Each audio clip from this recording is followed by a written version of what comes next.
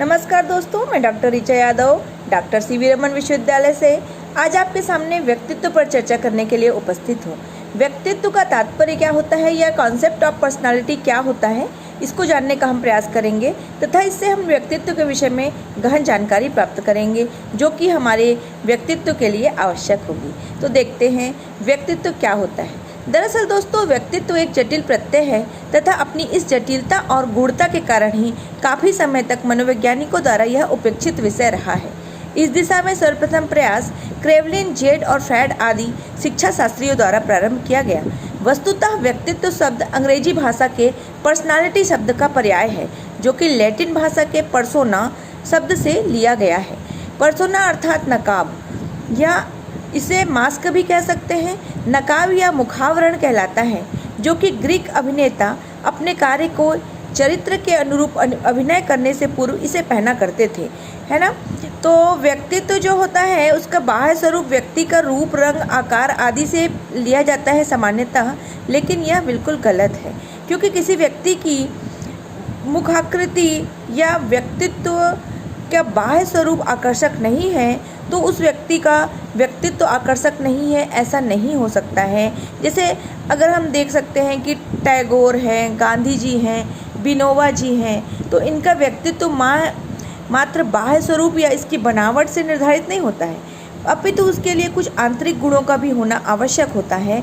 जैसे आंतरिक गुणों के अभाव में व्यक्तित्व अपूर्ण माना जाता है। कुछ व्यक्ति व्यक्तित्व को इसके एक अन्य अर्थ रूप में लेते हैं। उनके अनुसार दूसरों को प्रभावित करना ही अच्छा व्यक्तित्व है, जैसे दो सामाजिक उद्दीपक मूल्य के नाम से संबोधित करते हैं। उदाहरण, यदि हम कहें कि प्रतीक एक बड़ा प्यारा आकर्षक व्यक्तित्व रखता है तो हमारे कथन एकांकी है क्योंकि यहाँ हम व्यक्तित्व के आंतरिक गुणों की उपेक्षा कर रहे हैं और मात्र व्यक्ति के रंग, रूप, वेशभूषा, चेहरे मोहरे, नयन, नक्श आदि की बात कर रहे हैं।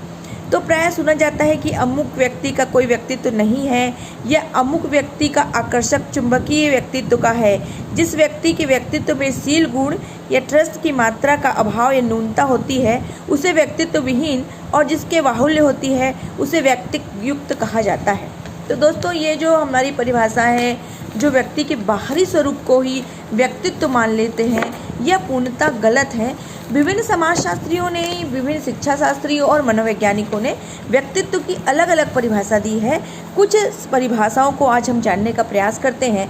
जैसे कि वुडवर्थ कहते हैं, व्यक्तित्व व्यक्ति के संपूर्ण गुणात्मकता है, अर्थात एक व्यक्ति में उनके संपूर्णता क्या है, उनका बाह्य स्वरूप क्या है, उनका आंतरिक स्वरूप क्या है, उनकी मनोदशा क्या है, ये सब मिलकर व्यक्तित्व का निर्माण करती है। इसी प्रकार अगर हम दूसरी परिभाषा देखें जो कि गिलफोर्ड महोदय कहते हैं कि हम व्यक्ति के शील गुणों को एक संकलित नमूने के रूप में परिभाषित कर सकते हैं, अर्थात एक व्यक्ति के अंदर किस प्रकार के शील गुण हैं, उन सारे शील गुणों को हम अगर देखें तब हम उसके व्यक्तित्व का निर्धारण कर सकते हैं। इसी प्रकार तीसरी परिभाषा मार्गन महोदय की है। मार्गन तथा गिललैंड ने हम जो कुछ है उसका सबका योग व्यक्तित्व के नाम से पुकारा जाता है। मतलब एक व्यक्ति के अंदर जो कुछ भी है संपूर्ण उनका योग ही क्या कहलाता है, व्यक्तित्व कहलाता है। इसी प्रकार मन नामक महोदय ने कहा है, व्यक्तित्व एक व्यक्ति के संगठन, व्यवहार के तरीके, रुचि, दृष्टिकोण, क्षमताओं और तरीकों का एक सबसे विशिष्ट संगठन है। तो इस प्रकार दोस्तों, व्यक्तित्व की अलग अलग समाजशास्त्री, मनोवैज्ञानिकों ने अलग अलग प्रकार की परिभाषाएं दी है। इन परिभाषाओं से हम स्पष्ट कर सकते हैं कि व्यक्ति के न केवल बाहरी रंग रूप बल्कि आंतरिक गुणों को भी देखकर निर्धारित किया जा सकता है। एक आल्पोर्ट महोदय नामक मनोवैज्ञानिक की जो परिभाषा है वो परिभाषा व्यक्तित्व का बहुत अच्छा वर्णन करती है। उस परिभाषा के अनुसार व्यक्तित्व व्यक्ति के भीतर के उन मनोदैहिक गुणों का गत्यात्मक संगठन है जो उसके वातावरण से अपूर्ण अभियोजना के लिए निर्धारित करता है। इस प्रकार हम देखते हैं व्यक्तित्व की विभिन्न परिभाषाएं क्या क्या होती है। अब हम जानने का प्रयास करेंगे कि व्यक्तित्व की संरचना कैसे होती है। फ्रायड मनोवैज्ञानिक हैं जो 1927 के आसपास के थे।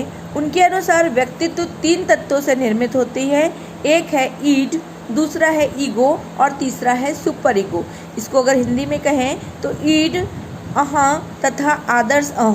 सुपर ईगो मतलब आदर्श अहं। ईद का संबंध अचेतन मन से है। यहाँ पर मैं बताना चाहूँगी दोस्तों कि व्यक्तित्व का मन जो है उसका एक छोटा सा हिस्सा ही हम लोग देख सकते हैं। बाकी जो उनके शरीर का बड़ा सा हिस्सा होता है, उनके मन का जो बड़ा सा हिस्सा होता है वो अचेतन होता है। जैसे एक बर्फ़ का टुकड़ा अगर हम ग्लास में डालेंगे तो बर्फ़ का एक छोटा सा हिस्सा ही हम ऊपरी सतह को देख सकते हैं, लेकिन एक बर्फ़ का 1/3 हिस्सा जो है पानी के अंदर रहता है। वैसे ही व्यक्तित्व का मन होता है, व्यक्ति का मन होता है, उसके छोटे सा बाहरी हिस्सा ही हम देख पाते हैं, लेकिन उसके आंतरिक मन में बहुत सारी घटनाएं चलती रहती हैं। जैसे अगर अब कोई व्यक्ति किस समय शारीरिक रूप से तो यहाँ पर उपस्थित है, लेकिन मानसिक रूप से हो सकता है वो कहीं और उसका मन भाग रहा है। तो हम देखते हैं मन जो है, व्यक्तित्व के मन का जो हिस्सा है, एक छोटा सा हिस्सा ही हम देख सकते हैं। बाकी सारा हिस्सा उनका अचेतन मन होता है जो कि दिखता नहीं है, लेकिन यह अचेतन मन कभी कभी हमारे कार्य के रूप में झलक जाता है। उदाहरण के लिए आप किसी व्यक्ति का कोई नाम लेना चाहते हैं, लेकिन गलती से आप उसके नाम के स्थान पर दूसरे का नाम ले देते हैं, ठीक है। तो ये क्या चीज़ है? अचेतन मन है। तो व्यक्ति की अचेतन मन कैसा होता है, वो किस चीज़ से प्रभावित होता है? तो फ्रायड मैंडल ने व्यक्ति के मन का 3 भाग बताया, ईड, ईगो और सुपर ईगो, ठीक है। तो अचेतन मन जो है इसकी प्रकृति पशुवत रहती है। मतलब हम लोग जो काम अपना चेतन अवस्था में करते हैं, लेकिन हमारा अचेतन मन क्या करता है? पशुवत दशा का जैसा रहता है। तो व्यक्ति के मन में हमेशा क्या होता है? टकराव होते रहता है कि किसकी बात मानी जाए, चेतन की बात मानी जाए या अचेतन की बात मानी जाए। तो जिस प्रकार एक तराजू होता है, एक तरफ चेतन है, एक तरफ अचेतन है, और तराजू सुपर ईगो हो गया, ठीक है। सुपर ईगो क्या करता है? एक फैसला लेता है कि इस समय इस दशा में कौन सा कार्य करना है। जैसे एक छोटा सा बच्चा भूखा है ना, तो उसे अगर कोई रोटी दिखता है तो वो सोचता है खा लेता हूँ, इसको उठा लेता हूँ, लेकिन फिर उसका अचेतन मन जो है वो कहता है मत उठाओ,